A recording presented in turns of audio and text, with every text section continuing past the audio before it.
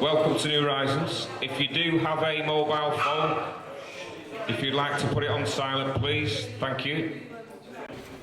Right, tonight from the prestigious Dr. Rath Health Foundation, we welcome Paul Anthony Taylor with breakthrough scientific discoveries in natural health. The Rath Foundation's stance on proper education, research, patients' right to choose their treatments, and the exposure of the sinister Codex Alimentarius puts them at odds with the establishment who prefer the allopathic closed-shop approach.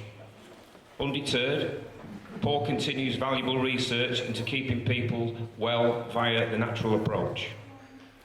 He has also co-authored a book entitled The Nazi Roots of the Brussels EU, sealing his position as a major irritant to power-hungry, corrupt, overpaid bureaucrats and proponents of centralised power. Paul has previously enjoyed great success within the music industry prior to becoming Executive Director of the Rath Foundation and has worked with many influential musicians. Ladies and gentlemen, please welcome Paul Anthony Taylor. Thank you very much, Rob, and good evening, everybody. Good evening. The Dr. Rath Health Foundation, I will start with that first. It's a non-profit organisation. Our European head office is based in the Netherlands, in the south of the Netherlands, in the area of Limburg. We also have some smaller offices in some of the European capitals, and we run a research institute in California, in sunny Santa Clara. And in no small part, the things I'll be talking about tonight relate to the work and the discoveries of this research institute. So yeah, the title of my talk, I always feel I'm not very good at doing titles really, because I always find it very hard to sum up what I'm going to talk about in one sentence. It's the most difficult thing in the world, I find. So I cheated and I did a subtitle as well, and I'll try and explain what it's all about. The breakthrough scientific discoveries and natural health part is the easy part. That relates to the work of Dr. Rath, our founder. He's a German physician and scientist, and the work of our researchers in California.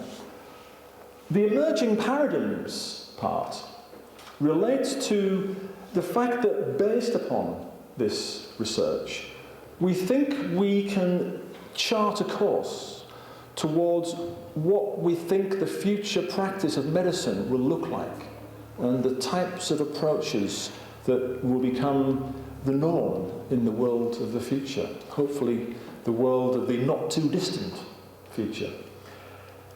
The exposing of hidden histories part relates to several things. It relates to the reasons why you haven't heard about the things I'm going to be talking about tonight before.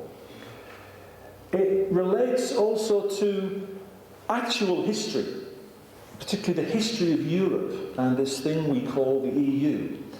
Because the EU and the history of Europe very, very much have denied us the truth about how the current practice of medicine and indeed how the EU itself came to be. So in a way my talk tonight covers three areas. It covers health, it covers politics, and it covers history. But in all of those areas I promise you that I'll be telling you things that we have been denied by our so-called rulers, and things that literally have the potential to save millions of lives. So let's go. First of all, a few words about our research institute. As I said, it's based in California, in Santa Clara. It was founded by Dr. Rath over here, and it's headed by Dr. Alexander Niedzwiecki, a Polish scientist.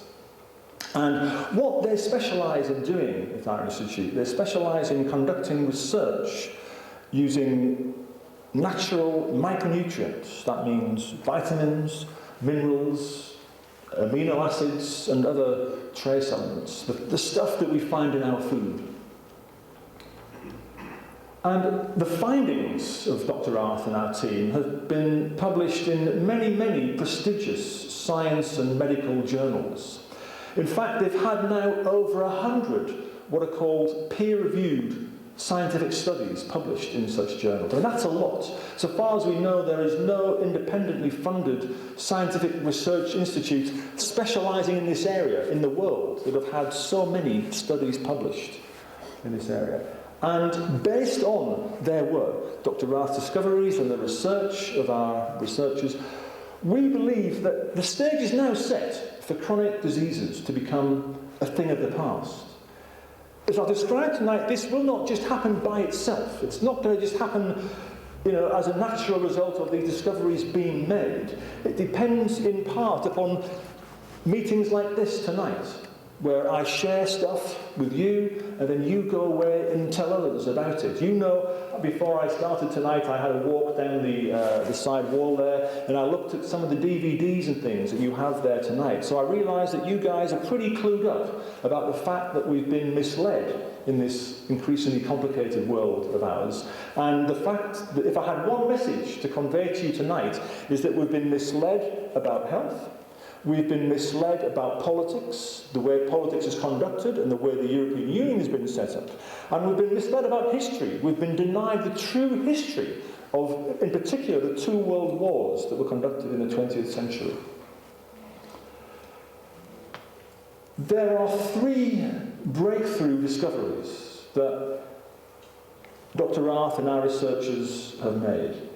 They've made a number of key discoveries, but there are three that I think stand out more than any other in pointing to the fact that there are other natural, safe, effective approaches to controlling the biggest diseases of the industrialised world, and indeed the entire world today.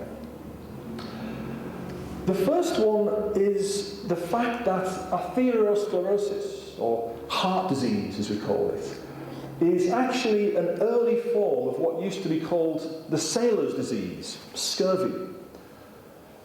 Scurvy is clinical vitamin C deficiency, and hundreds of years ago, over 1 million sailors are estimated to have lost their lives as a direct result of the fact that we didn't know at that time that there was a substance in food, vitamin C, an essential substance in food, which, if it wasn't included as a part of the daily diet, resulted in death, and a particularly horrible death at that. The man who conducted the research that proved that some foods prevent scurvy was this man, James Lind, who was a surgeon in the British Royal Navy. And he conducted actually a pretty good scientific experiment on board one of his ships. He took 12 sailors, and he divided them into 6 groups. And each group was given a different treatment for the scurvy. One poor unfortunate couple of guys were given seawater to drink, because some people thought that seawater would cure scurvy, and of course it didn't, they died. Others were given, 2 guys were actually given cider to drink, because there was some evidence that they thought cider might help. And in actual fact, cider did help a little bit, because actually cider contains, or cider coming from apples, contains a little bit of vitamin C. So the guys who got the cider improved a bit. But the 2 guys who actually were cured were the guys who got lots and lots and lots of limes and lemons and lime and lemon juice to eat and drink. And they recovered. So Lind proved something, but it still took, a long, long time, 50 years or more, for the British Navy to actually accept that actually limes and lemons, citrus fruits, prevented scurvy. Which, actually, that tells us something, doesn't it? Because sometimes, even when somebody has a really good idea, and even when he proves, beyond all reasonable doubt, that he's right and that it works, authorities, governments, can take an awful long time to accept it. Galileo, if you know anything about Galileo, discovering and working out that the Earth was not the centre of the universe. The sun didn't revolve around the Earth, even though evidence, appeared at first to indicate that it did. Galileo said, no, the sun is the centre of our sort of solar system, and we all revolve around that. And the mathematicians at the time took to increasingly bizarre mathematical equations to prove that Galileo was wrong, and he was, named a heretic, as I'm sure you know that story. So just because somebody is widely assumed to be wrong, we know that in actual fact the evidence is what actually counts. The evidence and the proof is what matters. Number 2, Breakthrough discovery number 2 is related to number 1 in that it's that micronutrient deficiency. We're talking about deficiencies of vitamins and minerals and things. This is the primary underlying cause for most cardiovascular conditions today. This includes high blood pressure, heart failure, irregular heartbeat, and also the types of circulatory conditions that occur in diabetes. All of these have at their root micronutrient deficiencies. I'll be explaining more later about how it comes that micronutrient deficiencies are so common today. But for now, just remember this simple fact. Number 3 is always the one that people find quite shocking and surprising. This is the one that people say, well, surely, if this was true, I'd have been told about this before. And it's this, it's that the spread of all cancer cells, and I put the word all in capital letters because that's what our scientists are saying. This is what the results of their published research is indicating. The spread of all cancer cells can be inhibited naturally. It's a pretty big statement. And I wouldn't be saying it were it not for the fact that our scientists in California, and Dr. Arthur, are convinced of this. All of their work points towards this. And I'll be talking a lot more about this as we move on. To understand what I've said so far, to understand why micronutrients play such a key role in preventing and controlling chronic diseases, I have to introduce you to something that our scientists call the foundations of cellular medicine. Cellular medicine is, if you like, the new medicine. And this is the approach that we believe will become, in time, the standard approach to dealing with these conditions. And if you can understand this, it's only a few slides, but if you can understand this, you are a long way forward towards understanding how to deal with the health problems that occur to all of us as we get older and go through life and age. The basic principle of cellular medicine is that diseases originate at the cellular level.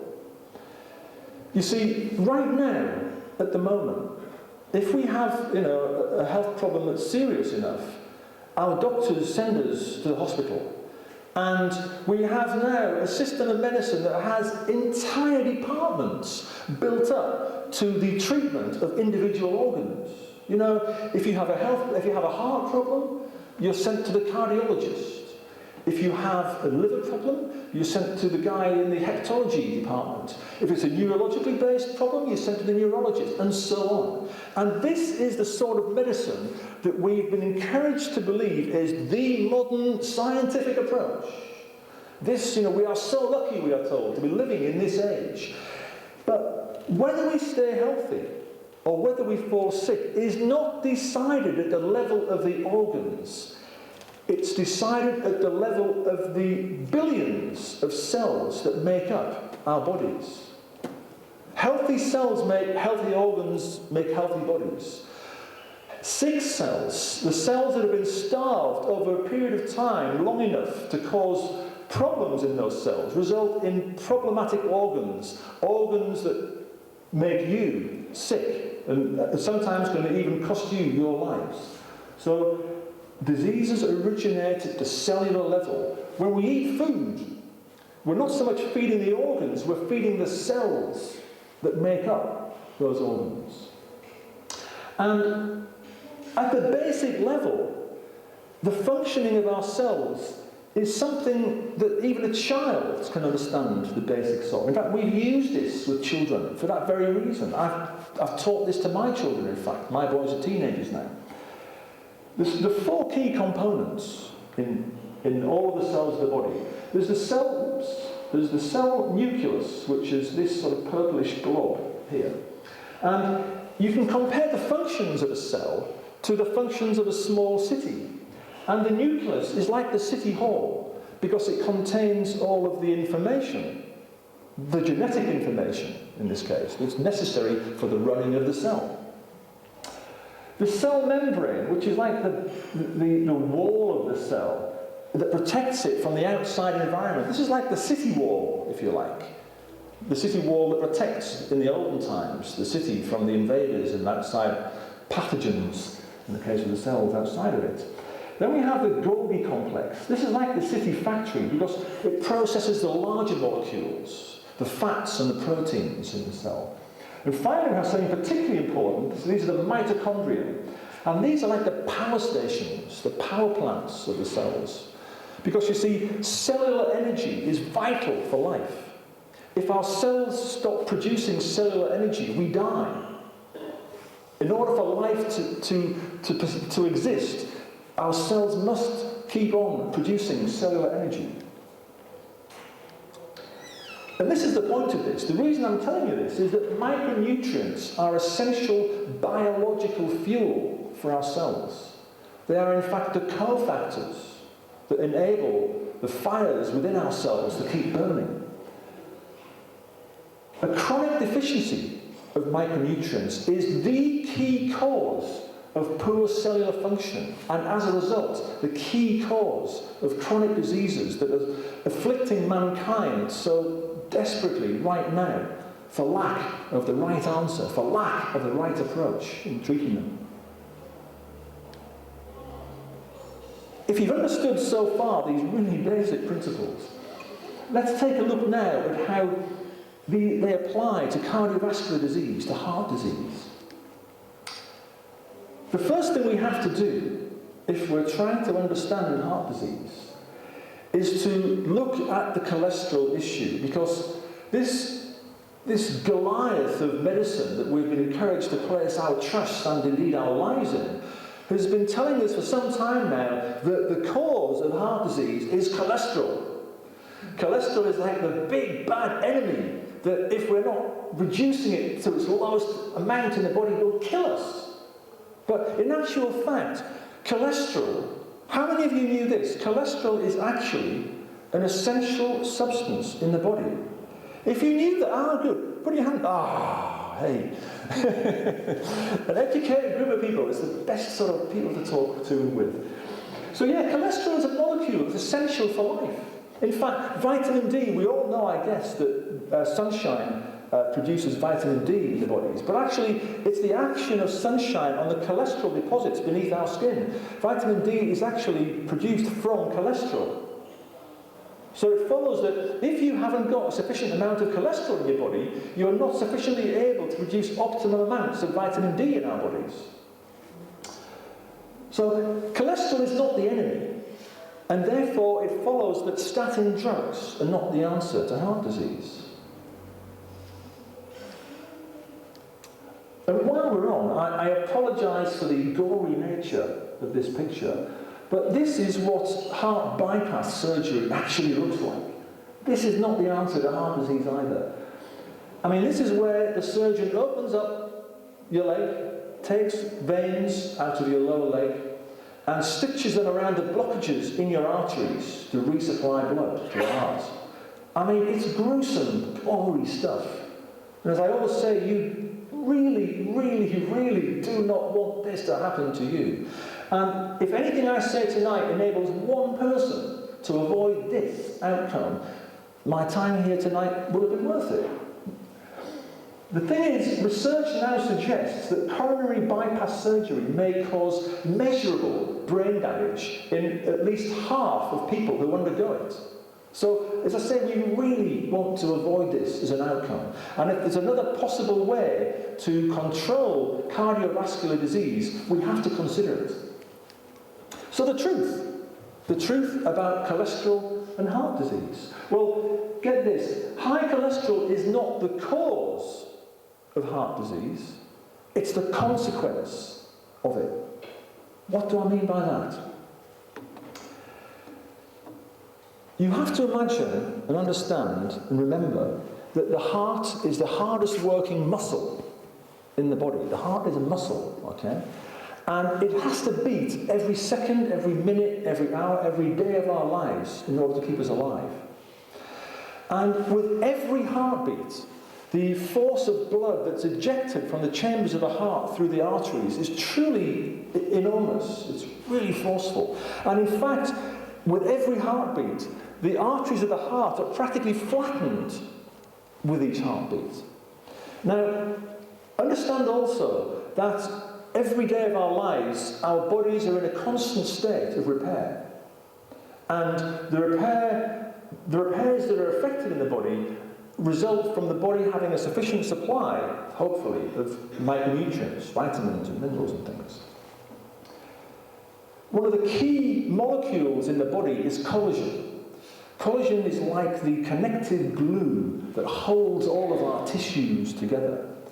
And the production of collagen to an enormous degree depends upon an adequate level of vitamin C. In scurvy, remember I started out talking about scurvy, the end result of scurvy is massive hemorrhaging in the body. And the reason that is because the body is literally falling apart. The tissues of the body no longer have sufficient amounts of collagen to hold them together. The damage that occurs, the minute microscopic cracks and damage that occur as a result of a beating heart can be repaired. They are repaired. The body wants to repair them, and it uses collagen to do that. Collagen is the key corrective repair molecule that the body uses. And in the case of the arteries, it's no different. But, and this is the key thing, in the absence of sufficient amounts of collagen, in the absence of sufficient amounts of vitamin C and other nutrients involved in this process, lysine and proline, the body uses cholesterol to patch up the minute pieces of damage in the arteries. Cholesterol is like a secondary repair mechanism in the body.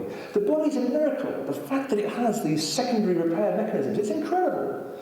And cholesterol works pretty well at first. But, obviously, if the damage continues, if these lesions and microscopic cracks continue to occur and they're not repaired, if the body isn't resupplied with sufficient amounts of vitamin C, this patching up process with cholesterol eventually results in the narrowing of the diameter of the arteries, with a consequent risk of heart attack and stroke. So this is why we say that high cholesterol is not the cause of heart disease, it's the consequence. If you've understood so far, this also answers something else. Because our doctors and the medical profession tell us about the dangers, the risks of heart disease. But why do we not get nose attacks and ear attacks? Why is it just heart attacks? Why is it that the cholesterol is laid down primarily only in the major arteries? There's no such thing as venosclerosis, arteriosclerosis being the narrowing of the arteries, cholesterol deposits in the arteries. There's no such thing, there's no such problem to all intents and purposes in the veins. The veins, and the reason for that is that the pressure, the force of blood flow through these minor blood vessels is much, much lower than in the arteries coming from the heart. The force of blood flow from the heart causes this damage, but the damage is much less in these organs, you see. So that's why we don't get ear attacks, or nose attacks, or things, or finger attacks. I mean, you can test this if you were able to do it for long enough. If you put your Wellington boot on your garden hose as the water was flowing through it, and remember how I said that the arteries are essentially almost flattened with each heartbeat. If you stepped on your garden hose for long enough, for days, maybe weeks on end, your hose would eventually spring a leak. Your heart arteries, the body's different. The body can repair itself so long as it has the proper tools to do the job. But there's something else really interesting, because most doctors don't realise that in the animal kingdom, heart attacks are essentially pretty rare. They essentially don't occur. And the reason for that is that man and the apes, guinea pigs, and I think there's a fruit-eating species of bat and bird, we're the only animal species that do not produce our own vitamin C in our bodies. How many of you knew that? One or two less hands there, a few, but okay. Yeah, you see, practically every animal on the planet produces its own vitamin C in its liver. If any of you are doctors or of a scientific bent, the production of vitamin C is a 4-stage enzymatic process. This is about as much as I get in deep science here. And man, and the guinea pigs and the apes, we lack the 4th enzyme. We lack an enzyme called L-gluconolactone oxidase. That's the end of the big science lesson. So, this is why animals don't suffer from heart attacks like we do, because they're able to better affect the repairs to their arteries, you see. And a large animal that's the approximate weight of a human being produces thousands of milligrams of vitamin C in its body every day, and it's produced from glucose, in fact, in case you're wondering where it's produced from. The recommended daily amount from governments around the world is generally between 60 and 90 milligrams, which you can sort of see how far we are behind these animals in having enough to prevent heart disease. And guess this, also when animals get sick, they produce more vitamin C in their bodies. So the things that Linus Pauling was saying and the things Dr. Rath is saying are reflected in the animal kingdom. This is what animals do, naturally. It's what their bodies were designed to do. So we don't get enough vitamin C and other micronutrients in our bodies. This is clear, and I'll explain more why that is a little bit later on. So, preventing atherosclerosis involves having an optimum supply of micronutrients to repair vitamin deficiencies in the walls of the arteries. Deficiencies occur through the damage, through the force of blood being ejected from the heart with every heartbeat. Replenishing the vitamins to the arteries of your heart helps to prevent and repair them, helps to prevent damage and repair damage. And in doing this helps to prevent heart disease and stroke. Why haven't our doctors been told this? This is, it's not even complicated. Our researchers have published many studies confirming this. Why haven't we been told? We'll get into this in a little while. And we know from enlightened doctors around the world that this works, this approach works. Here we have a patient whose coronary artery plaques were successfully removed using these very approaches I'm describing to you now. This is a CT scan showing the before and after in this patient's artery. We have a book online. You can read it for free on this website here. It's called Why Animals Don't Get Heart Attacks, But People Do. My colleague over here, Michelle, has a few copies with her. She'd be happy to give you one if you want. They're not expensive, but this is life-saving information, which is why we put it also for free online. We believe that life-saving information should not be simply something that is only available to people if they pay money for it. In fact, this reflects to us everything that is wrong about the current approach to healthcare. Our goal, essentially, the goal of Dr. Art and our foundation, is to change the practice of medicine. That's what it's about. If we have to get to where we want to be, this is what has to happen. At the moment, to a large part, we have to become our own doctors. We have to learn how better to look after our bodies. But until then, until our doctors become sufficiently educated, we have to look after ourselves. This guy, this is an interesting guy. This is Albert Sven-Georgi. He was the guy who discovered vitamin C. In fact, he won the 1937 Nobel Prize for Medicine for his discovery in the isolation of vitamin C. He conducted the first research work using it. And the interesting thing is that right from the start, he believed that the medical profession had misled the public about his discovery. Now, remember, we're talking about 1937, so it's a pretty long while ago. But in 1970, he wrote a very interesting letter to another Nobel Prize winner, Dr. Linus Pauling. In fact, this is where Dr. Rath started out the major part of his research career, working with Linus. Linus Pauling was a very clever guy. He won 2 Nobel Prizes, in fact. Well, listen to what Sven-Georgi said to Linus Pauling. He said, right from the beginning, I felt that the medical profession misled the public.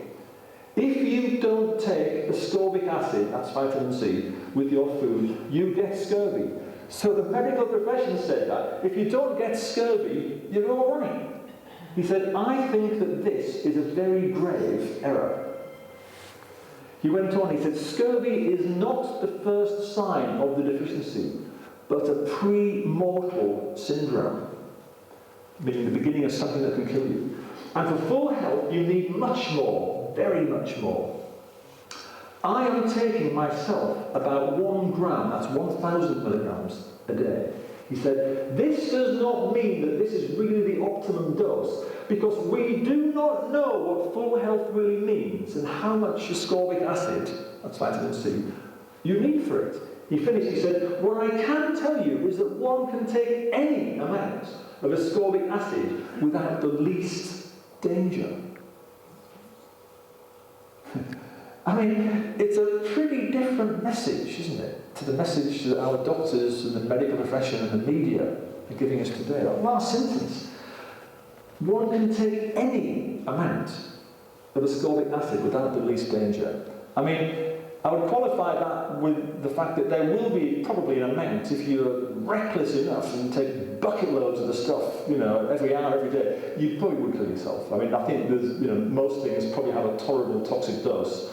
In the end, if you exceed it, it will kill you. But, he was talking about the sorts of doses that doctors today still are using therapeutically. And I think he was wrong, okay? And he shouldn't have won a Nobel Prize, or he was telling us something that's been forgotten, that's been ignored.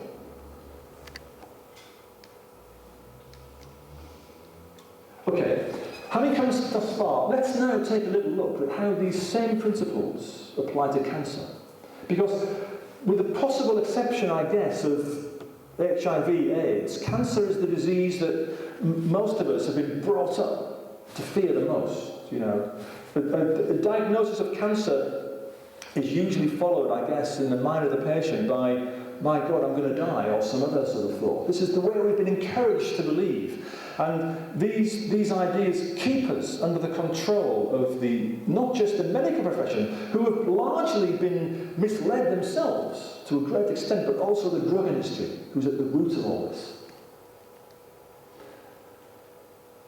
We know from the media and our doctors that there are many different types of cancer. And in this respect, they're all correct, there are. And cancer can take a variety of different forms and causes. But there is one key thing that all types of cancer cells have in common. And it's that they all produce, regardless of the type of cancer we're talking about, they all produce what we call biological cutting tools. And these are enzymes that destroy or eat through collagen. All cancer cells that our researchers have tested produce enzymes that eat through collagen.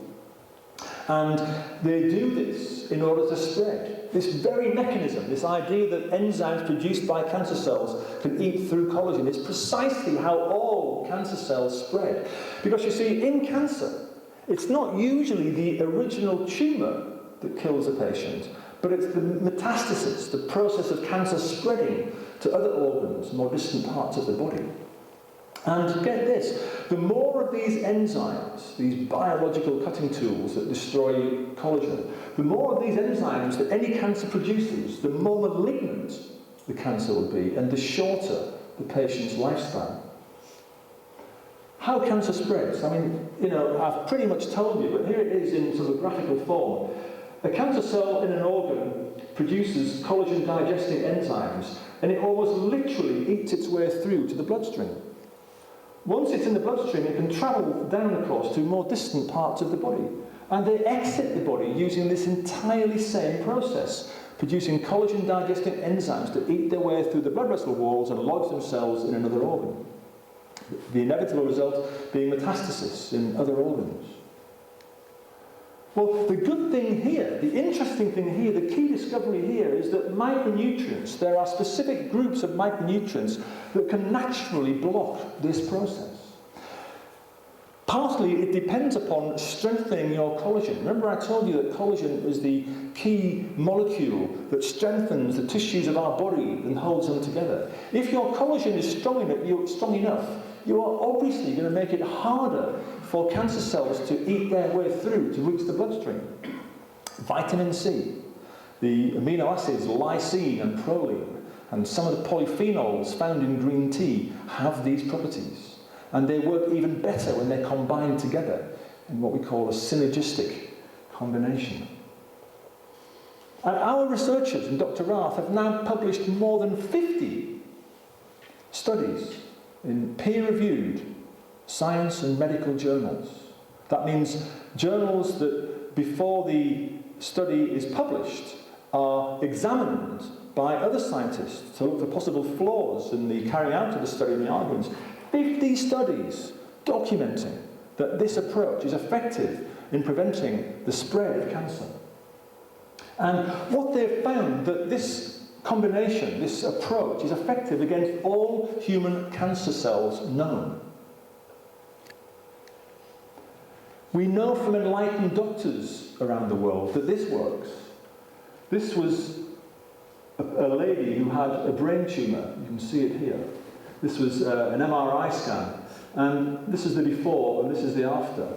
And in slightly just under a year was the difference between these two MRI scans. And you can see that the tumour had vanished. So we know this works.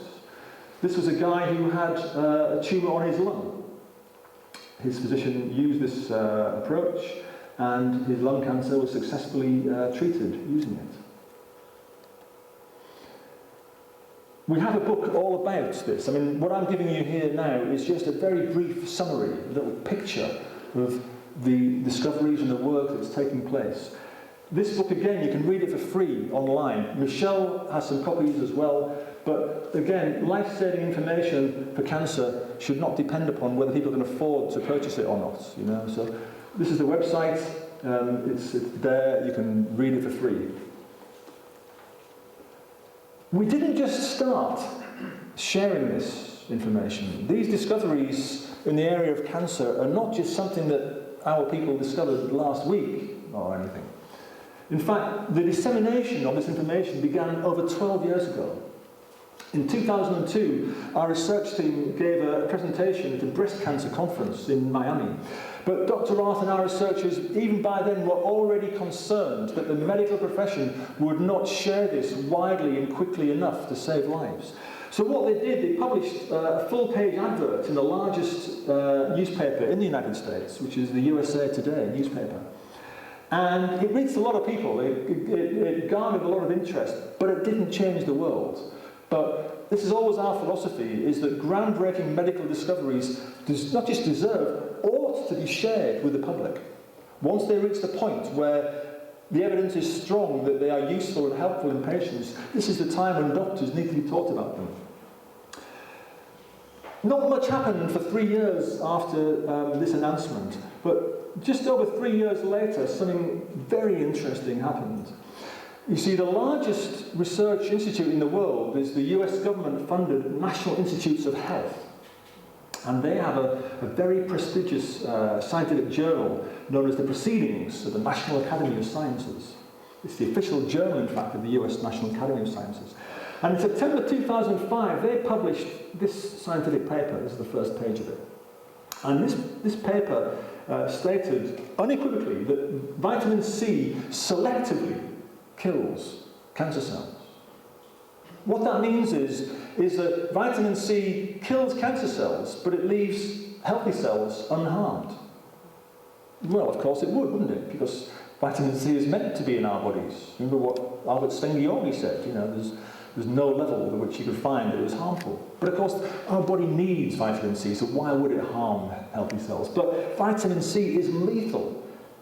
In large enough amounts in the body, it is lethal to cancer cells. And this is what this paper confirmed. So the US government knows about this. In fact, on a small scale, people from the National Institutes of Health have been conducting studies in cancer patients with intravenous vitamin C, which is really a great way to build up a really high level of vitamin C in the body. So there is some good work being done in this area, but we're still some way before this will become the mainstream approach to treating cancer and controlling it. One of the key questions that always comes up whenever we talk about this, our foundation, is that, well, yeah, this is all fine, but can't we get all the vitamins we need in our food? I suspect you've probably had one or two people coming here talking to you about this. It's actually probably a lecture in itself, I guess. I'm only going to give a small handful of slides here, giving one or two different perspectives on this question. This is the part that most people know about. There's been independent studies conducted in a number of countries now, the US, Canada, the Netherlands, and also here in the UK and other countries, to show that the nutrient content of our food has fallen significantly and measurably over the last 50, 60 years or so. Some evidence even suggests, in fact, that even as early as the 1930s, this problem had already existed for several generations. These tables were from the research conducted in Canada, and they show the fall in the nutrient content of broccoli and potatoes between 1951 and 1999 in Canada. Broccoli, between 1951 and 1999, it had fallen by almost 63%, the level of broccoli. The level of iron, almost 34% down. Vitamin A, almost 56% down. I mean, these are pretty big falls. Thiamine, that's vitamin B1, down 40%. Riboflavin, that's vitamin B2, that's down almost 43%. Potatoes, on the bottom here. Calcium, over the same almost 50-year period, down 27%. Iron, down over 57%. Vitamin A, down 100%. They couldn't find any. And again, riboflavin, down 50%. Niacin, that's vitamin B3, down 45%. And the same sort of research has been conducted in, as I say, a number of countries now. So we think this is pretty real. I mean, the key question is why our governments aren't acting on it, and in some cases they're actually denying that it's actually the case.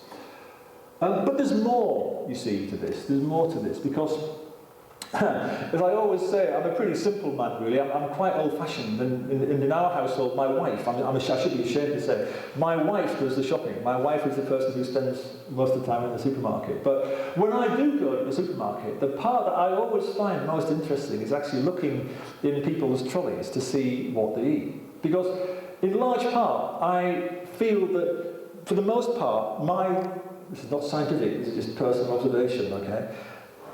The contents of people's trolleys usually give you an indication as to their state of health, It's very, very rare that you see people looking bright-eyed and sort of, full of colour and brimming with health, eating a lot of junk and rubbish, And conversely, the opposite is also true. You don't usually see people who are looking really, really poorly and, filling their trolleys full of vegetables and stuff, It doesn't happen. So, in a sense, I mean, this is the bad news, really. In part, we have ourselves to blame, because the diets that, mankind are eating now are vastly different to the diet that we were brought up on, thousands of generations ago.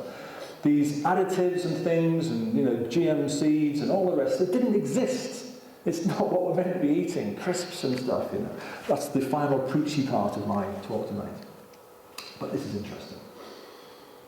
One of the biggest secrets in the drug industry today is that all pharmaceuticals deplete the body of micronutrients. This is one of the biggest secrets that they don't want you to know. And here's the proof. If you want to go somewhere, there's a medical textbook written that has all this information in it. It's called the Drug-Induced Nutrient Depletion Handbook. And it was published about 15 years ago. And it cites 459 published studies on this subject. And it identifies around 150 different classes, groups, types of drugs that cause nutrient depletion. That means that the doctor gives you drugs, and whilst the drug might help to control the symptoms, it's actually depleting your body of micronutrients. So, I mean, essentially it's this, right? This is, if you're asking now, why are people deficient in vitamins and other micronutrients, the simple answer is our food supply no longer contains the same levels of vitamins and minerals that it once did. People are no longer eating a natural diet, and that type of natural diets, the processed foods and things, fast foods. People are eating vastly different things that are they're no longer nutrient-dense foods. They are foods that contain only sparse amounts of micronutrients. And then when they get sick, they go to their doctors, and their doctor gives them drugs that, whilst they cover up symptoms, they further deplete the body of micronutrients, hence causing more problems and side effects, requiring more drugs to treat them, and so on. And the process is just, this is what's happening. And your doctor, I guarantee you, ask your doctor about this book, and I would guarantee you that the vast majority of doctors are not even aware of this. Because they're not being told about it, they're not being taught it. They don't know, it's not their own fault, they don't know anything else. Okay, so the first part of my talk tonight has been obviously about the health part. And I think you guys are probably a little bit different to most in that you are very, very well aware that so many of the things that we are being told about in this world of ours today are actually not true, that we are being misled. Well, the reasons why you wouldn't have heard this before, or why people haven't understood this before, is because we've been misled about the nature of the pharmaceutical industry. I mean, the news at the moment, here in Britain, is all about whether Pfizer will buy AstraZeneca, and what will be the effect upon our economy and everything. Well, actually, the effect upon the economy is everything that this is about.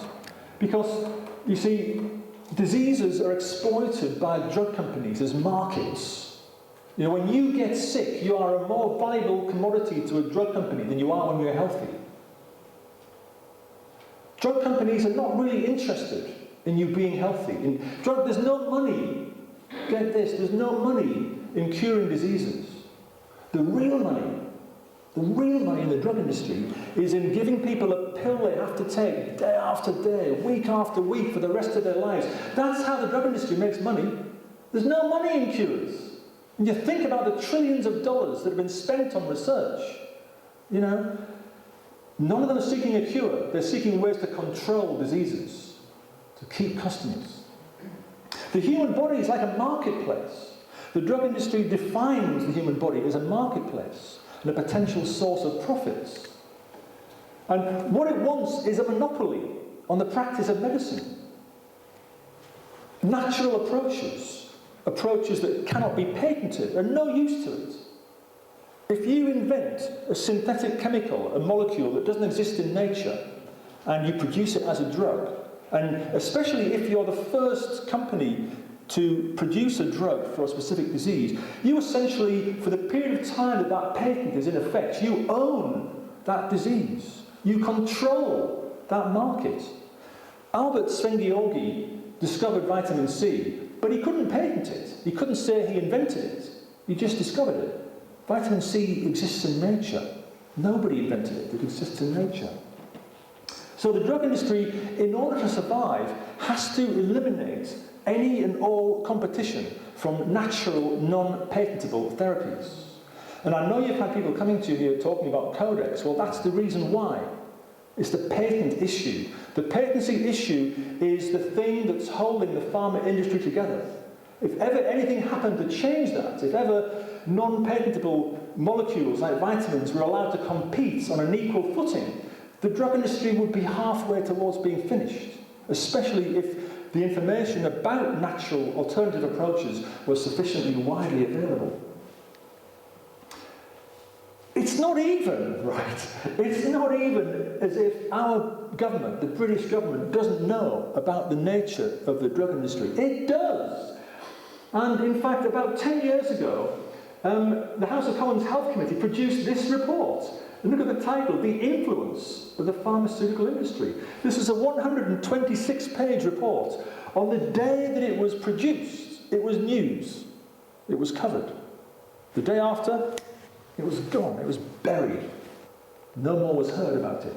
But when you read it, it makes fascinating reading. It confirms much of what I've been saying. It describes the influence of the drug industry as pervasive and persistent.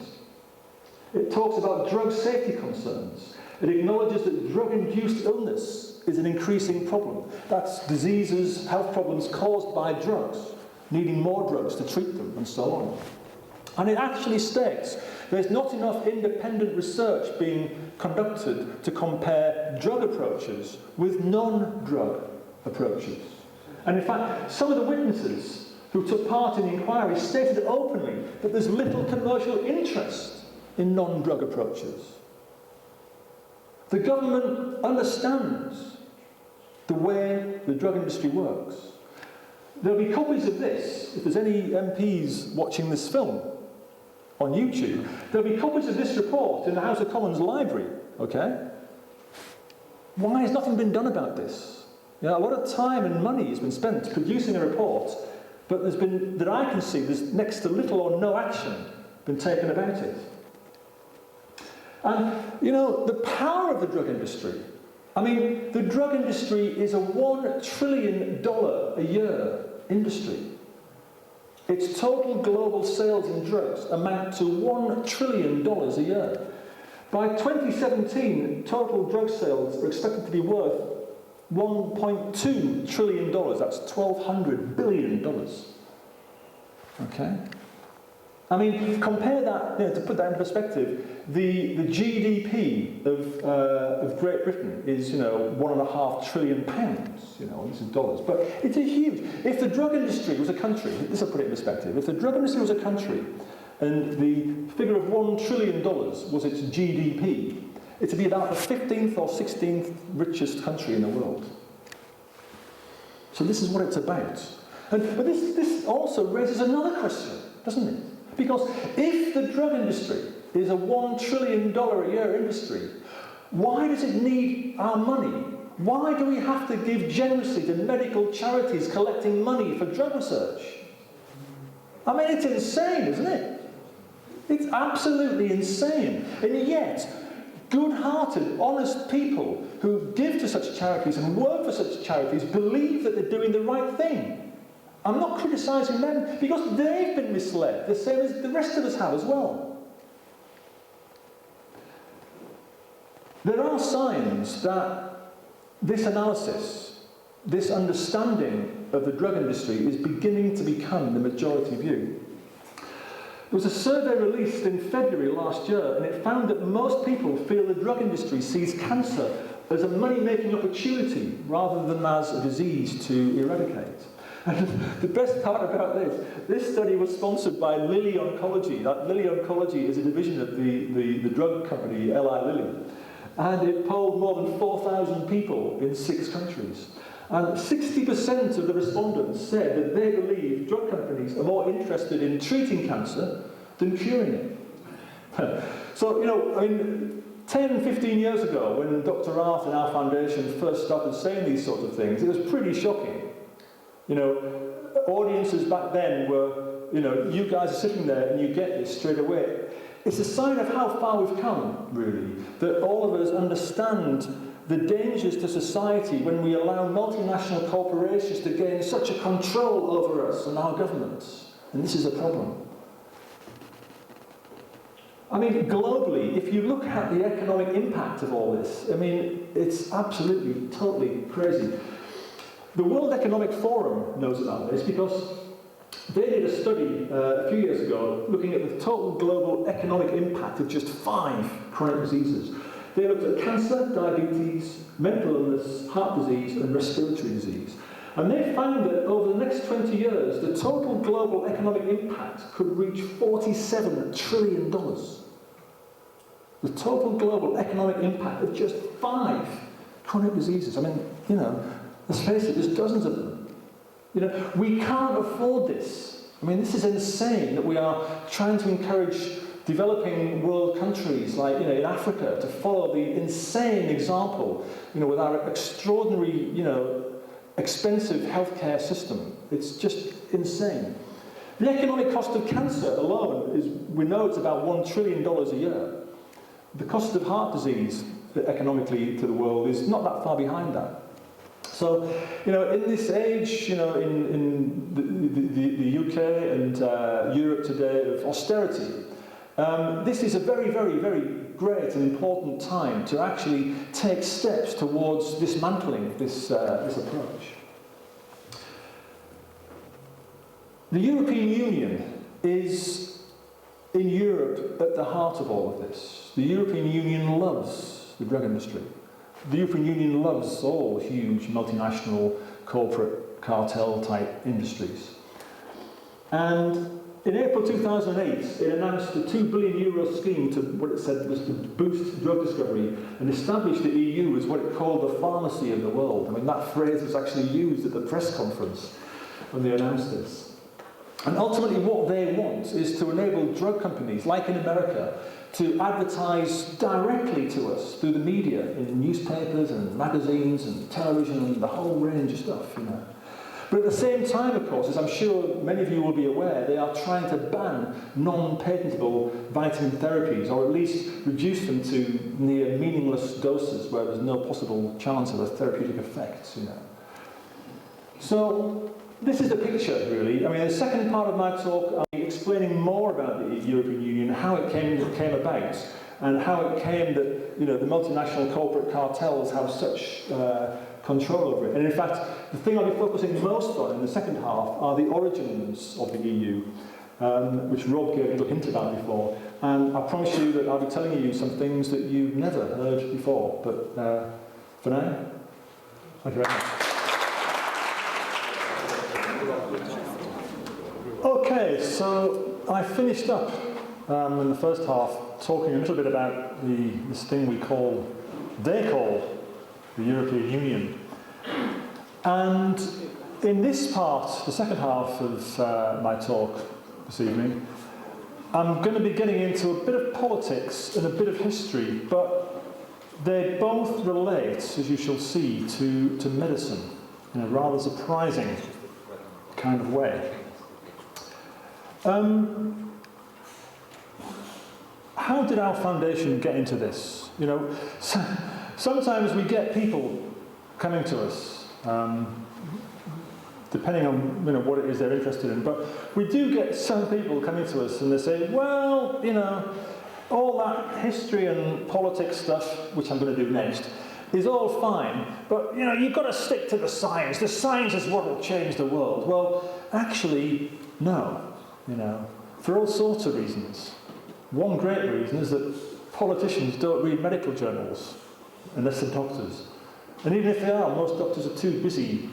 You know, if you've ever been near a doctor's surgery, you know, they're too busy treating patients to read medical journals. They've got no idea, most of them, what's going on, you know, in the latest research. And as I said before, it's not their own fault. So how did we get into what I'm going to say next? Well, what we got into this for was, as we gradually began to realise what we all now know, which is that the European Union is not what we were told it was supposed to be, we started to learn a bit of the stuff that we all, I guess, know a bit about now. But we decided that we wanted to try to verify certain things that kept coming up again and again. And Dr. Arth, being a scientist, of course, he takes a very analytical approach to all of this, and quite rightly so. You know, we're not into conspiracy theories. We're only into, in the science, you know, what we can prove in the studies. And what I'm going to say to you next, we had to prove this before we eventually, you know, produced a book about it. So what we did, how we began this process over 10 years ago now, we started a pretty exhaustive search of international archives around the world. And we ended up recovering copies of literally tens of thousands of historical documents. And what I have to say next begins with that. This is based upon what we found. The analysis that we now have of this thing, the European Union, you know, was the direct result of that. And the story I'm going to tell you in this half begins in the year 1941, at which point, obviously, the Second World War was 2 years old. And we now know that the Nazi regime was maintaining several official institutes, but with one purpose only. And it was to prepare the future political, economic, and the future economic and political shape of the world for a Nazi and IG Farben victory in World War II. I'll be talking quite a bit more about IG Farben as we get a bit further into this, but for now, all you need to know is that IG Farben was an industrial cartel, a chemical and pharmaceutical cartel, it had financed the rise of the Nazi Party, and as you shall see, it played a very, very important role in the perpetration of World War II. So one of these institutes that the Nazi regime was maintaining was something called the Central Research Institute for National Economic Order and Greater Sphere Economy. And this was based in Dresden, in Germany, and this man here, Arno Scholter, was the man who headed it. And in 1941, Arno Scholter summarised the Nazi IG Farben plans for a post-World War II Europe in a book. And we have a copy of this book in our foundation library. It's in the German language, and we have translations on it. But the important thing about this book is that the parallels between the Europe it describes and the European Union we have today are simply astonishing. I'm going to give 3 examples. There are many examples, but I'm going to give 3 examples. The first concept that is described in Scholter's blueprints that you'll recognise is the concept of the European Commission. Now, for any of you who don't know, the European Commission is the unelected executive body of Europe. The laws of Europe start out in the offices of the European Commission. It consists of 28 people, none of whom are elected.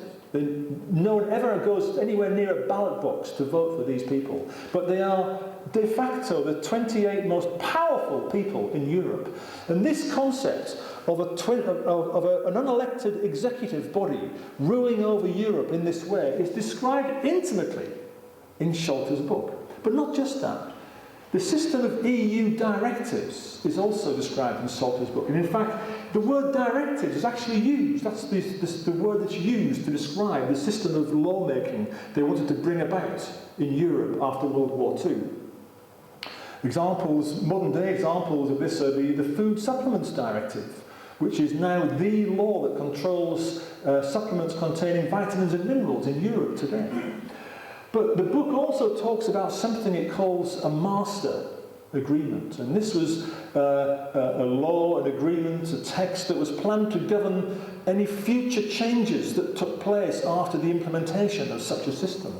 And this bears an uncanny resemblance, of course, to the Lisbon Treaty. The Lisbon Treaty, which was the treaty that was passed a few years ago, that was intended to govern the future of Europe for thousands of years to come.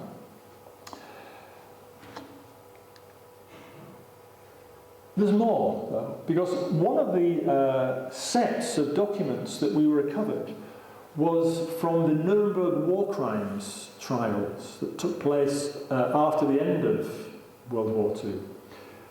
There were several trials after World War II that took place in Nuremberg. And the one that got all the attention was the first one. It was the one against the so-called the main war criminals. And after this trial had been completed, and these guys were mostly all hanged and things for their crimes, then there was a series of 12 other trials that took place, and these got as often is the case with the media, these got a lot less coverage, a lot less focus on these trials. But one of these trials was solely conducted against the managers and directors of this IG Farben cartel that I mentioned a few moments ago. And this man here was a senior director of IG Farben. His name was Fritz Tamiya. This is a photograph of him in the dock at Nuremberg. And the interesting thing about Tamiya's appearance at Nuremberg was that his legal counsel, a man called Dr. Berndt, specifically stated that the concept of what he called a total European economic area had shaped Tamiya's aims, his client's aims. I mean, in a sense, he was sort of trying to make a flimsy defence for Tamiya. He was sort of saying, well, yes, my client stands accused here of some terrible crimes, but his aims were honourable. His aims were to bring about the creation of this total European economic area. Sounds familiar, doesn't it? Tamir was found guilty of plunder, spoliation, slavery, and mass murder. I mean, it's hard to imagine any more serious, more heinous, war crimes. But he was sentenced to only 7 years in prison. And in fact, he was released after serving only 2 years. I mean, it's incredible, slavery and mass murder alone have got to be worth, much more. But get this, in 1956, obviously fully aware that the man was a convicted war criminal, a Nazi war criminal, Bayer appointed him as chairman of its supervisory board. Bayer was one of the component companies of IG Farben. Essentially, to all intents and purposes, he got his old job back. And he went on to hold this post for another 8 years. Now, then we move on to Auschwitz, okay? And there's an important link between Auschwitz and Farben. But to get to that, we have to understand something that I think we've all been misled about. And it's this. If you've been to Auschwitz, I've been twice. If you've been to Auschwitz, you'll be very familiar with this. This is the sign over the gate, that greeted every inmate when he or she arrived there. And this states, it says, Arbeit macht frei. I mean, my German is terrible, but what it means is, it means work liberates you. Work frees you. And it's never been adequately explained why that was there. There's been all sorts of bizarre explanations given, but none of them get close to the truth. And the truth is to be found, as I've described, in Nuremberg. So the question is, what does this slogan, work frees you, what does it reveal about the true purpose of Auschwitz at its onset? Well, the Auschwitz concentration camp inmates were used as a source of slave labour by IG Farben. They were used as a source of slave labour at nearby industrial plants, like this one. This plant was IG Auschwitz, and this was a 100% owned subsidiary of IG Farben. The Nuremberg war crimes trial against Farben proved that Farben was responsible for the construction and the operation of this plant, and that it used Auschwitz inmates as a source of slave labour. They were marched up the road, it's a few kilometres up the road, every day and back. It was a huge site. It extended over 6,000 acres, and it was the largest industrial complex in the world at that time. The thing is, right, when you go to Auschwitz, this site, which is still there today, I mean, this is one of my photographs, it's not part of the official tour. You can go to Auschwitz and what they call Auschwitz II, which is Birkenau, another concentration camp. But they will not take you here. It's largely disused now, this site, but it's still there. And it's mentioned in the Nuremberg trial documents. But the most shocking part of the Nuremberg trial documents against Farben relate to the criminal medical experiments. Because you see, we've been told, haven't we, that the medical experiments conducted on concentration camp inmates were sort of conducted by, crazy, insane, perverted Nazis for their, perverted pleasure or something. This is the sort of message that history has given us thus far. Well, if you look at the documents from the Nuremberg war crimes trial, a very different picture begins to emerge. Because in actual fact, criminal medical experiments were conducted on the inmates of Auschwitz using patented pharmaceutical drugs and vaccines from the IG Farben companies. The inmates were used as guinea pigs to be experimented on with experimental drugs and experimental vaccines. And these deadly tests were conducted by Bayer employees, like this man, Helmut Vetter. And get this, the chemicals that were tested on inmates were used to develop the first generation of drugs that eventually became what we now call chemotherapy. So the origins of chemotherapy lie in the tests the criminal medical tests conducted on the inmates of concentration camps, and they subsequently went on to produce billions of dollars of profit. Do you get an idea now why you haven't been told about this? Why this history has been denied to us?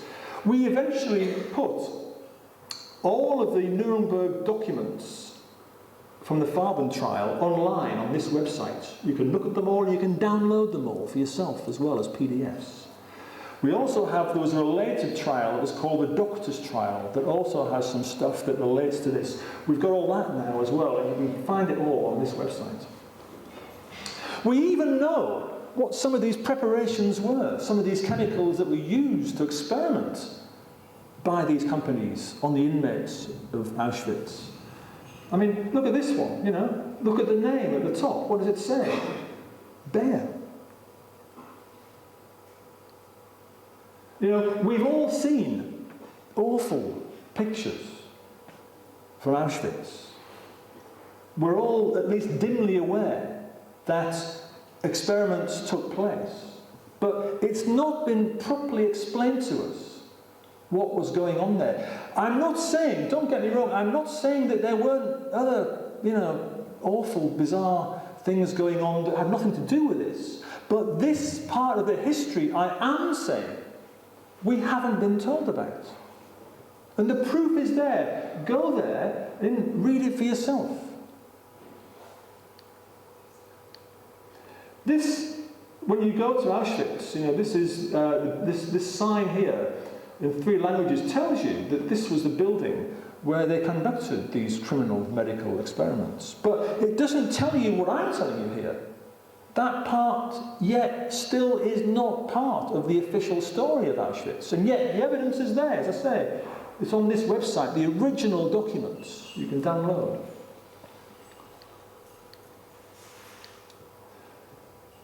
If you go to Auschwitz, and as I say, I've been twice now, and if you meet survivors, our foundation's been working with survivors of Auschwitz for over 10 years now, and it's one of the most moving experiences, you know, you could ever have, I guess, because it will be bad enough just knowing the things and seeing the things that we've been told about Auschwitz. But when you go there, and especially as we know and have talked to survivors, and you gain this understanding, you know, to say it takes your breath away, the extent to which we've been misled, is still not doing it justice, really.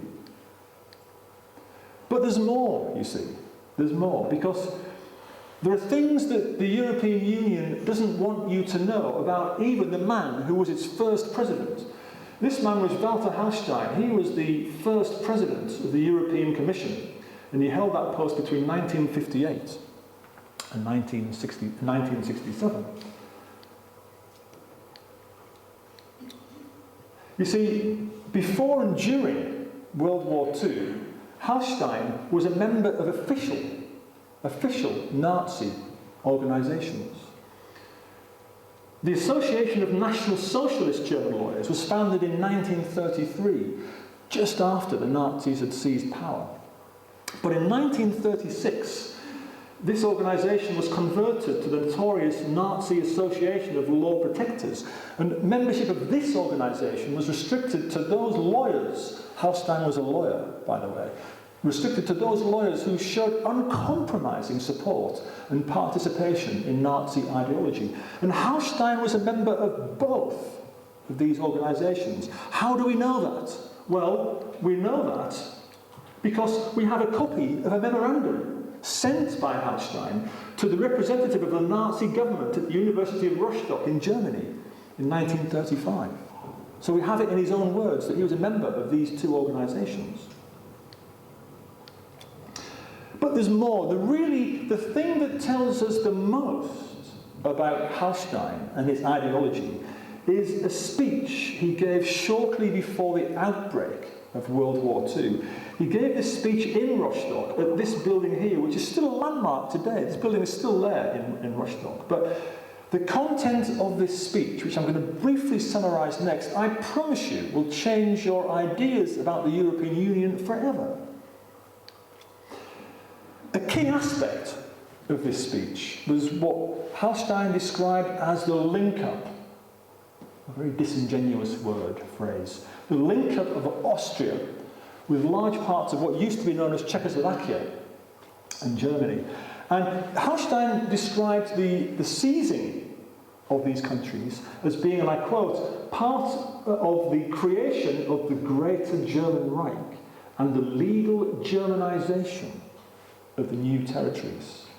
So Hallstein was using legal language to say that Germany had a legal right to expand or to link up with those countries. And get this, he specifically stated that the failure to create what he described as a unified legal system for Greater Germany, as he described it, was one of the unfinished tasks and failures of the Second German Reich.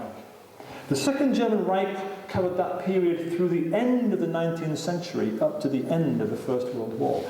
So what he was saying was that the failure of Germany, as you know, at the end of World War II, to create a unified legal system for the area that it was trying to take over and control, or link up with, in his language, this was one of the greatest unfinished tasks and failures of the Second German Reich. But there's more, because he described the legal process, the intended legal process for the creation of this unified legal system as being the issuing of directives.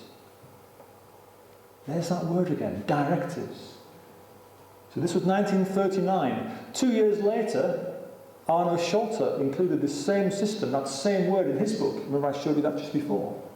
But get this, he also described the creation of the Greater German Reich as being an economic event. An economic event, he said, of sheer, unimaginable consequences. So to Hallstein, the creation of this Greater German Reich was a legal thing, but it was an economic thing, which was essentially what Fritz Tamir's lawyer, Dr. Berndt, said at Nuremberg. But the most shocking thing of all that Hallstein described in this speech was when he stated that one of the most important laws to be introduced in the annexed, the invaded countries, was the law for the protection of the German blood and the German honour. In other words, he advocated the introduction, the imposition, in fact, of the Nuremberg racial laws on the annexed countries. Now, these laws, of course, were the laws that excluded German Jews from Reich citizenship. They prohibited the German Jews from marrying or even having sexual relations with Germans or people of German-related blood. So when we say in our book that Hallstein was a racist, a fascist, these are why we say these things. This was the ideology of this man. How do we know he said these things? Well, we have a copy of the entire manuscript, his handwritten manuscript for this speech, containing the title and every word that he spoke. But that's not all. We have a copy of a newspaper article published the following day, confirming the venue of the speech, the dates of the speech also. And it describes how the attendees at this speech included the entire elite of the Nazi state in that region, Rostock. We also have a copy of the official invitation to the event, confirming the title of the speech, the date of the speech, the venue of the speech. So we have multiple evidence that Hallstein gave this speech and said these things. This was the ideology of the first president of the European Commission. One of the founding, if not the founding father of the European Union, who is celebrated today for that. So we have to ask ourselves at this point, how did a man like this come to sign the Treaties of Rome? The Treaties of Rome were signed in 1957, and these are the documents that gave birth to the European Union as we now know it today. How could a man with that ideology come to be sitting there with his pen poised to change the future of Europe with one stroke of his pen? I put it to you, that the logical conclusion is that this could only happen if the people, or rather the companies who would most benefit from it, wanted it to be so. There is no other conclusion. It is unthinkable that Hallstein could possibly be sitting there only 12 years after the end of World War II, having participated in Nazi organisations and having the ideology that he had. It's unthinkable that nobody could possibly be aware of that. But there's more, you see, because it turns out that the cartel, the companies of IG Pharma, were the economic driving force behind both world wars, not just World War II. This plan is older than any of us have been led to believe. During World War I, the companies that came to make up IG Pharma already controlled over 1,000 patents. And this was the largest number of patents controlled by any corporate group at that time.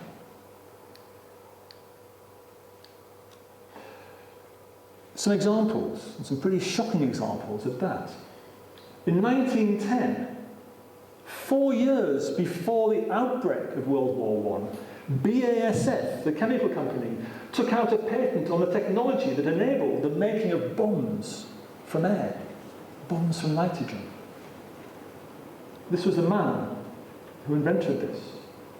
It involved the use of the nitrogen molecule. So 4 years before World War I took place, Germany already had technology to produce bombs from air. And this was provided for them by BASF. The other, of course, feature in World War I, was the fact that this was the first war in which chemical warfare agents were introduced. And these were, to all intents and purposes, the first weapons of mass destruction used in a war. Well, the patent owners of mustard gas and other chemical warfare agents were Bayer.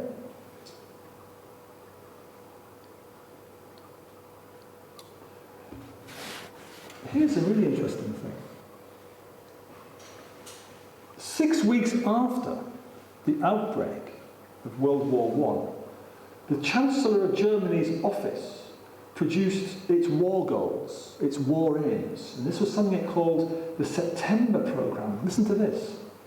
It said, our goal is to enforce a Central European Economic Union. That phrase again.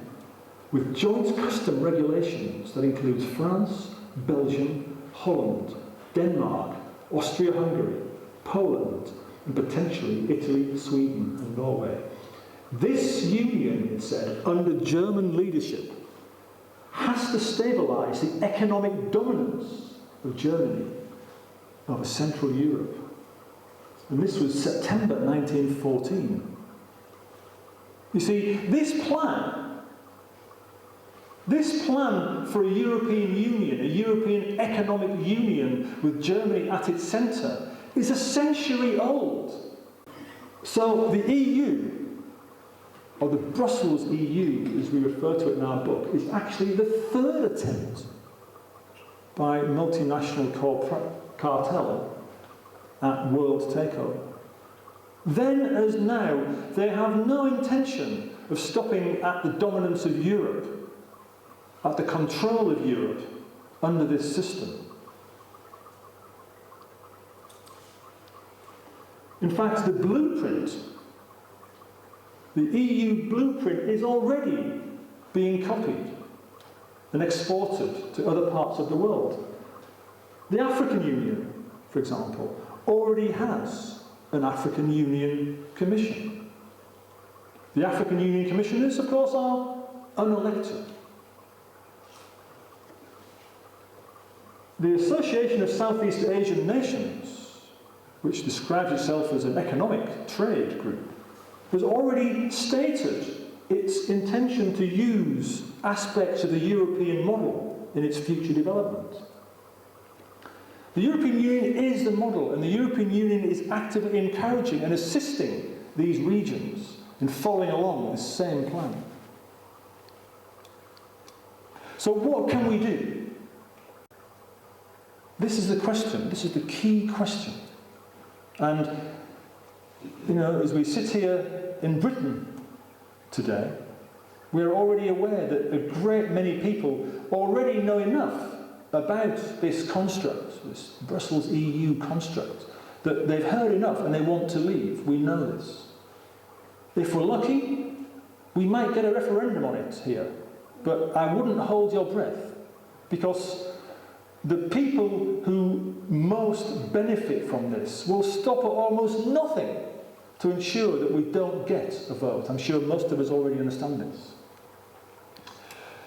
But the first step in affecting positive change in any of the areas I've been talking about tonight, the area of health, bringing truth to politics and history, the first step is to realise that we've been misled many times in the past. Some people never manage to take that step, and in the area of health, the inability to accept the fact that your doctor might be wrong can cost you your life. I mean, we all know this. I'm going to talk a little bit in a few moments about this concept we call health illiteracy. I talked with one or two of you about it in the interval.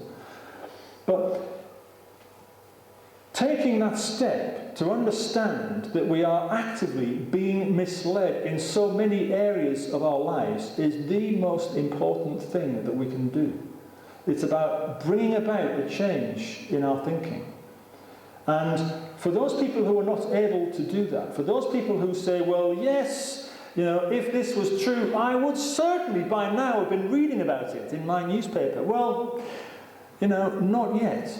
And if you intend to wait until your doctor offers these therapies, or rather the national health services around Europe and the world offer these therapies I was talking about earlier to you, you may wait a very, very long time. In fact, you may die first before this happens, unless we collectively do something about it. I mentioned earlier that our foundation has done quite a bit of work with survivors of Auschwitz, and I said before and I repeat again, these are amongst the most remarkable people you could ever hope to meet. I mean, I guess you'd have to be. To survive something like that, you would have to be made up of some pretty remarkable character attributes. And we've had several meetings and conferences that we've held and attended with these people. And in 2007, they proposed something that they called a Europe for the people, by the people. And this is essentially sort of a framework constitution for Europe, if you like, but it puts at its foremost goals the rights to health, the rights to life, the rights to natural healthy food, to clean water, a safe environment, putting people before profit, putting people before multinational corporations, because these people have seen the very, very worst that multinational corporations are capable of. And they can already, if you talk to them, they will tell you they can already see some of the same mistakes that were made back then being repeated again today. So you can sign this petition, because that's what it is. But it fulfills a goal, because in signing this and telling other people about it, you are in the process educating other people about this. And what this is about, I mean, this petition lives on this website of ours. I thought you might like that. Our EU referendum website. Because you see, we're led to believe that we live in a democracy, you know, and wars are being conducted now, you know, with the goal of bringing democracy to the rest of the world at the barrel of a gun. Well, as Mark Twain famously said, if voting, and by that he meant the system that we have, because it's been in for a long time, if voting made any difference, they wouldn't let us do it. Getting one vote, right, getting one vote every 4 or 5 years is not democracy, it's an illusion. We don't control anything. In Switzerland, they have a system which is not perfect, but it's better, whereby when the government produces a law, the citizens have a certain time period within which, if they can get a sufficient number of signatures, they can challenge that law and force the government back to the drawing board. And the reverse is true in Switzerland as well. People, if they get enough signatures, they can propose a law and force the Swiss government to consider it. It's not perfect, but it's a heck of a lot better than what we have right now, whether you're talking about the national level or the European level. And that's why Mark Twain said this, you see. We're living under this illusion that our one vote changes stuff. It doesn't. In fact, as everyone recognises, the three main parties here in Britain are increasingly alike. They're becoming increasingly indistinguishable from each other. And they all support the Brussels EU. Well, how about that? That's choice for you. That's democracy. We met with some of these survivors last year, in fact. As you can see, there's not as many of them left now. In not too many years, there'll be none of them left. So one of the things we did last year, we actually filmed some interviews with them. The interviews are all in Polish, and at the moment the only version we have available on our YouTube channel is in Polish. But what we're planning to do is to do English subtitles under these interviews. The film is about 20 minutes long, and we're going to do this, to be honest, we're going to do it subtitled in as many languages as we can. Because, you can see by their ages that they're not going to be around forever. The ones that are alive now pretty much are the ones that were in Auschwitz and Birkenau as children or teenagers. But they're remarkable people. And what they are calling for now are for these principles in the constitution framework I described to you earlier, the Europe for the people, by the people. They're wanting to propel this to the global level. They're saying essentially that unless the world can be reorganised along proper democratic lines, the multinational corporate cartels that are seeking control over our lives will do whatever they have to do to achieve their aims. So this is one of the things that our Movement of Life project, which some of you may know about, is all about. We have a website, because to us, the bottom line here, which I'm sure the fact that you guys come here as often as you do, you know that it's about education. It's about each of us teaching each one of us.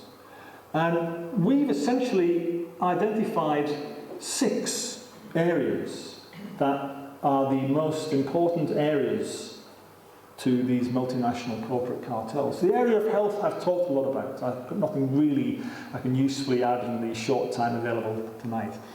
The area of food, well, we all know about genetically modified foods.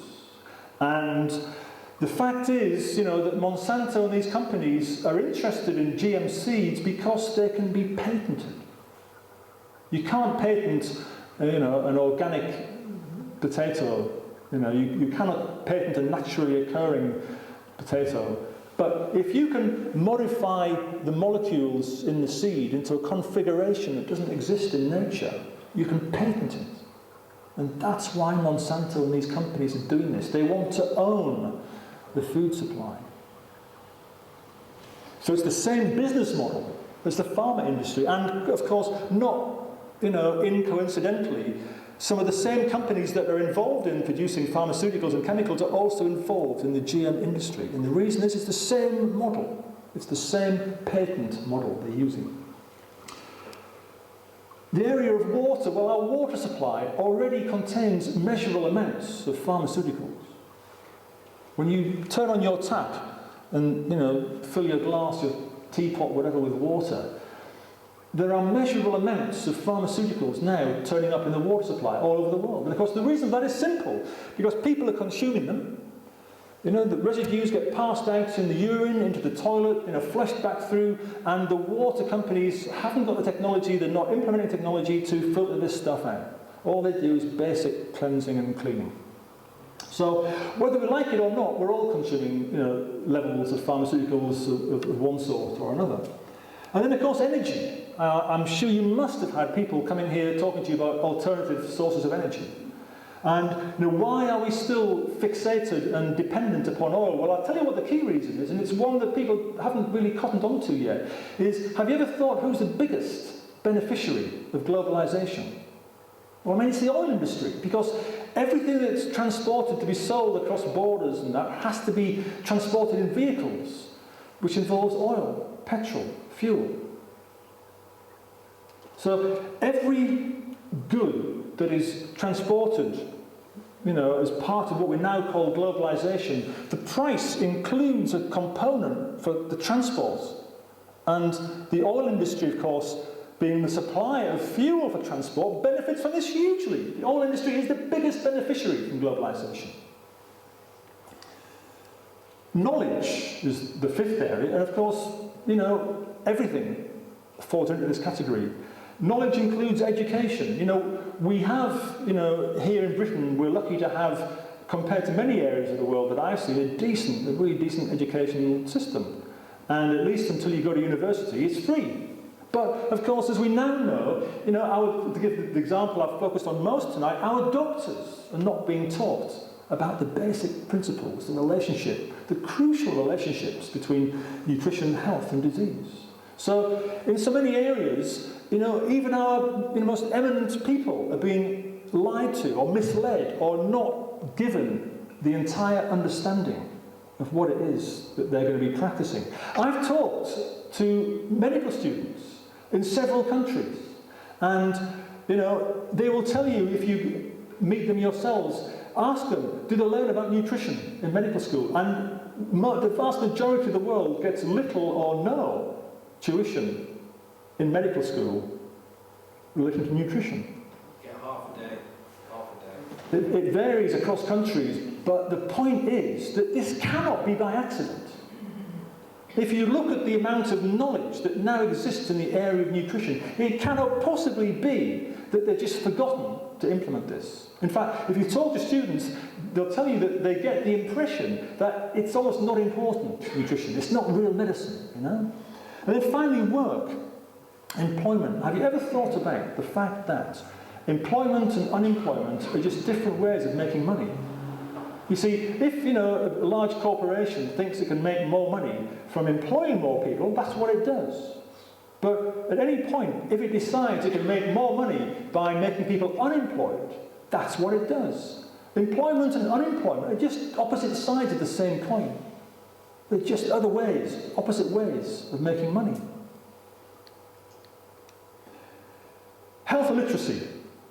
You see, the stuff that I'm telling you tonight, either I'm crazy and it's all wrong, or we've all been misled. I'd like to assume that we've all decided that there's something that we're missing out on here tonight and that we've been misled and not told about this. But health illiteracy is a different type of illiteracy to the definition of the word that we've all grown up with. You see, if you go back to the invention of the printing press was invented over 550 years ago in Germany.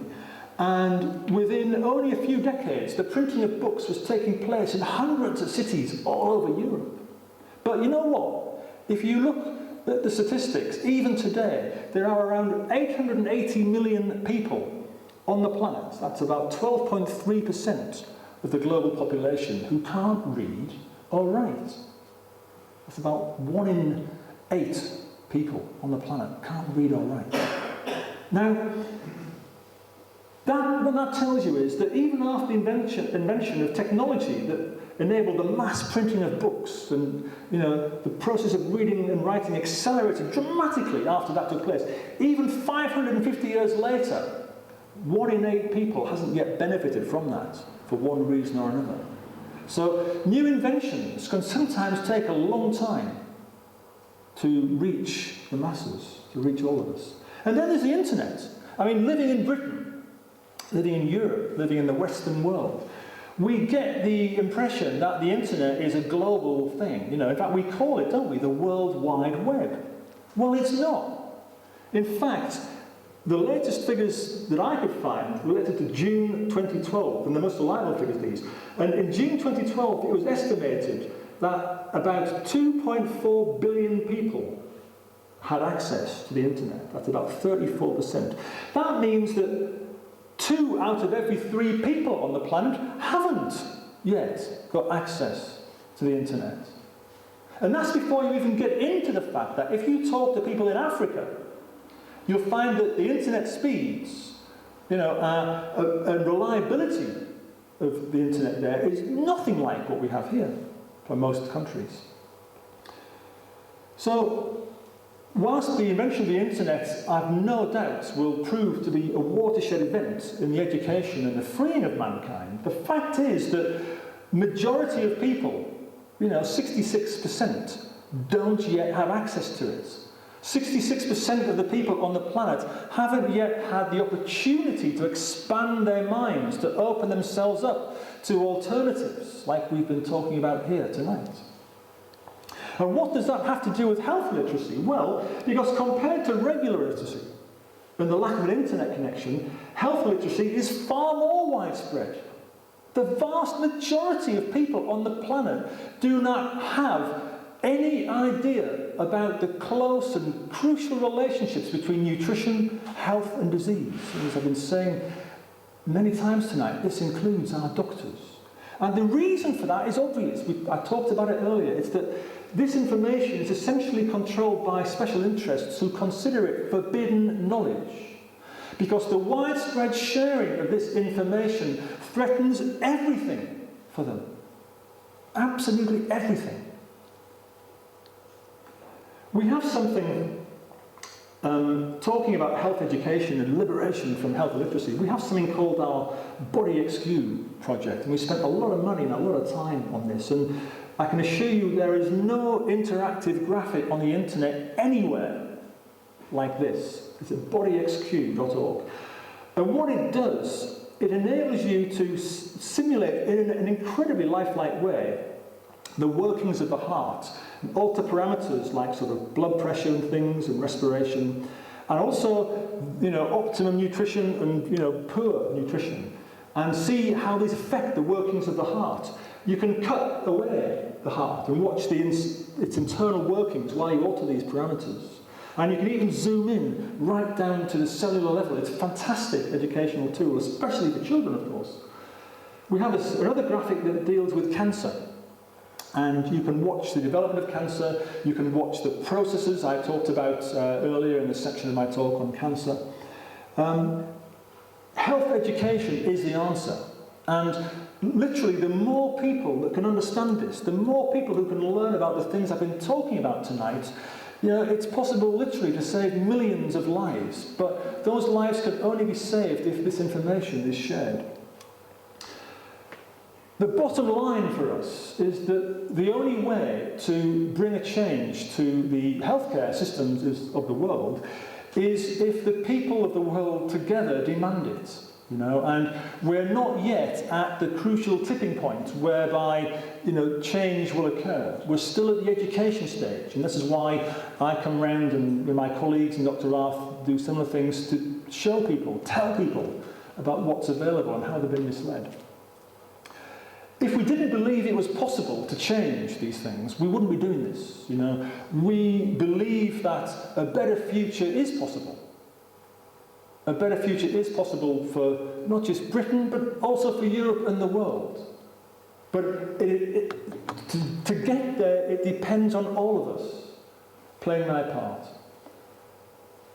That's all I have to say for tonight. Thank you very, very much for listening.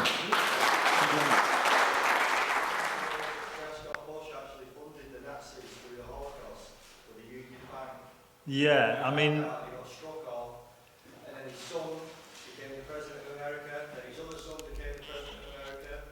The whole system's just, corrupt. yeah, I mean, there's a lot of stuff in the history of what led up to the Second World War and what took place during it that involves, all sorts of interest groups and politicians. And certainly, in many cases, either this information has either been not given to us or we've been misled, and I'm sure there's an awful lot more yet that we still don't know.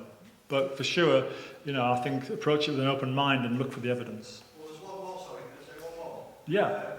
Merck was allegedly set up by Hitler's top scientists. He was released from prison early by the Rockefellers and brought over to America. And Merck was created our vaccine company, for God's sake, you know.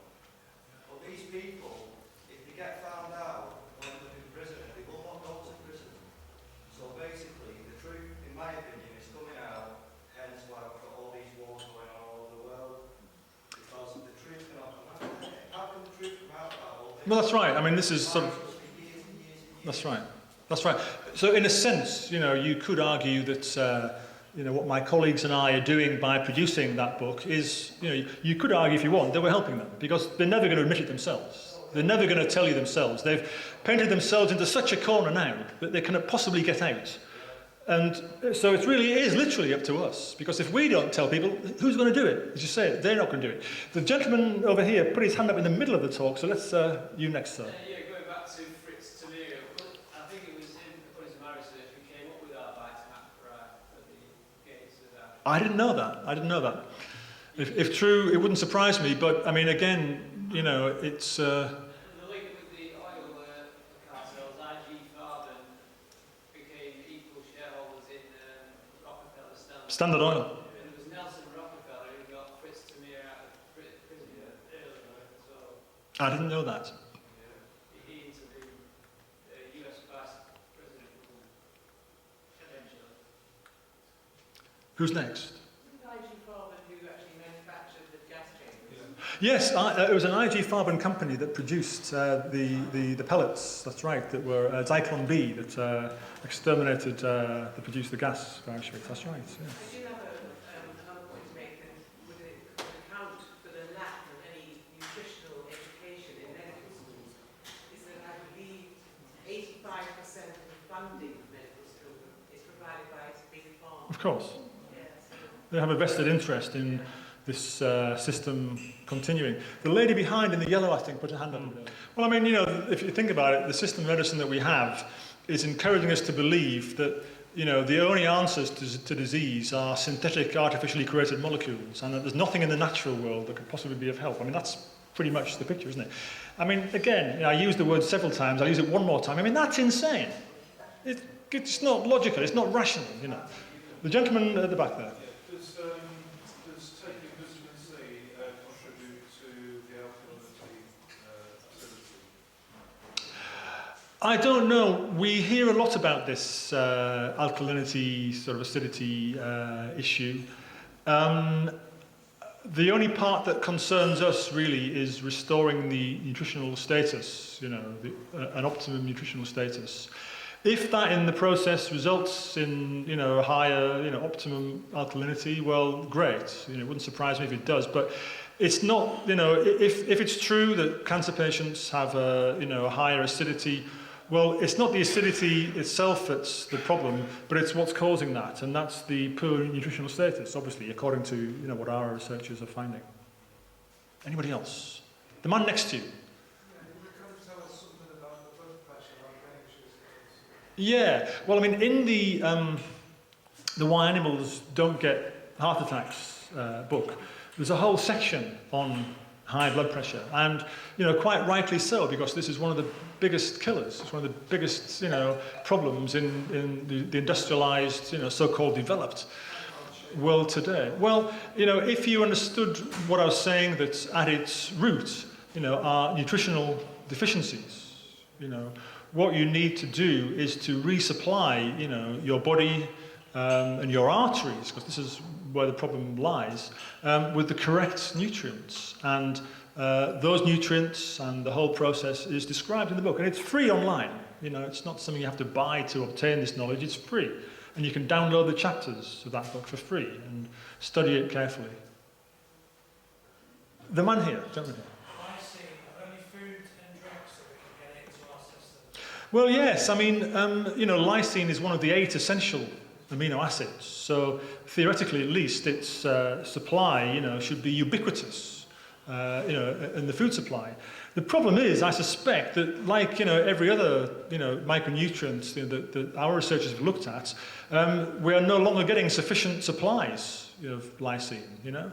And the reason lysine and the other 7 so-called essential amino acids are described as essential is because theoretically the body can make any of the other amino acids from those 8.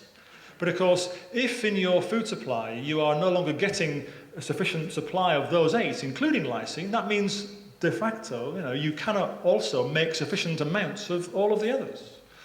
So, it's not so much a matter of, because if you try to eat more of one thing containing something, you're also going to be eating less of something else. What you need to try to do is to design an eating program, I guess, that includes a balance of all nutrients. And this is not easy, especially, as I described, in a world in which the overall levels of micronutrients in our food supply are diminishing. So it's not easy. The lady here again. Does anyone know that zinc is really vitally important to help fix the vitamin C, being a water-soluble vitamin? It's flushed out so easy from our system, but the zinc, taken at the same time, slows it all down, it sort of blocks it in for a while. So it's really, really useful. Well, zinc is obviously a crucially important nutrient, but it's only one of many minerals, and magnesium as well. Part of the high blood pressure problem is probably due in part to widespread magnesium deficiency. I just meant that it actually will slow Yeah. Well, I have to admit and state on the record here that I'm not a biochemist. I'm not even a doctor or a scientist. I'm just the executive director of our foundation. But that should tell you something, you see, because if even I can learn enough of this stuff to stand in front of you and tell you this, there's no reason why you can't learn it as well. I used to think that it's important that we just had our doctors and scientists giving these talks, but then I realised no, because as I say, if I can learn it, so can you. There's no reason why not. Anybody else before we finish? Last question. The lady here, gentleman here. Obviously my eyesight is not what it used to be. I'll never live this down, will I? Yes, sir. You're a vision winner.